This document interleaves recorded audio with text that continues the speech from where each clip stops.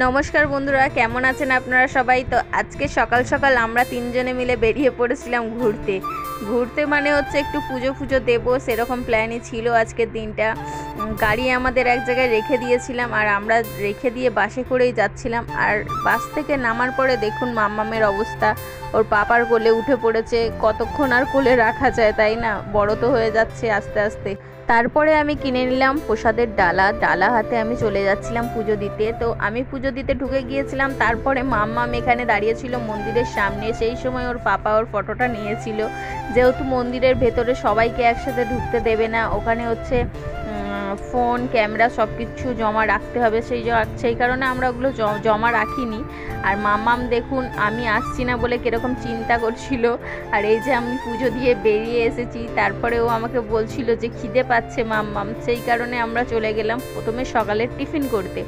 তো এই যে ফুড প্লাজা দেখতে পেয়েছেন, এখানে সমস্ত কিছু নিরামিষ ছিল। আমরা যেহেতু পুজো দিয়েছি সেই জন্য সকালবেলা আমরা নিরামিষ টিফিনটাই করে নিলাম। তো ভেতরে ঢোকার পরে কাকু বলছিল, মানে ওখানে যে মানে টাকা নিচ্ছিল, তো উনি বললো যে ভিডিও করা যাবে না। তবুও আমি লুকিয়ে লুকিয়ে যেইটুখানি পেরেছি মাম্মামের ভিডিও আপনাদের জন্য একটুখানি শ্যুট করার চেষ্টা করেছি। তো আমরা এখানে নিয়ে নিয়েছিলাম পুরি, আর পুরির সাথে দিয়ে দিয়েছিল ডাল।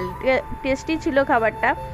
মাম্মাম খেয়ে বললো ভালো হয়েছে। তারপরে আমরা বেরিয়ে গেলাম, বেরিয়ে একটু বাইরেটা ঘুরছিলাম।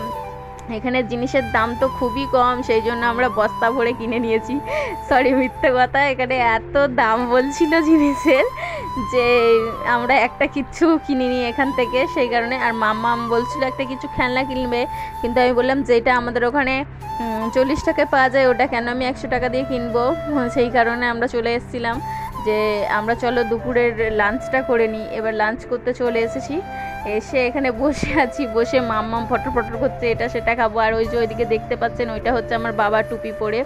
আর এই যে মাম্মামের পাপা আমার বাবার সাথে কথাই বলছিল। তারপরে কথা বলতে বলতে আমাদের এসে গেল মাটন থালি। আমরা মাটন থালিটাই নিয়েছিলাম।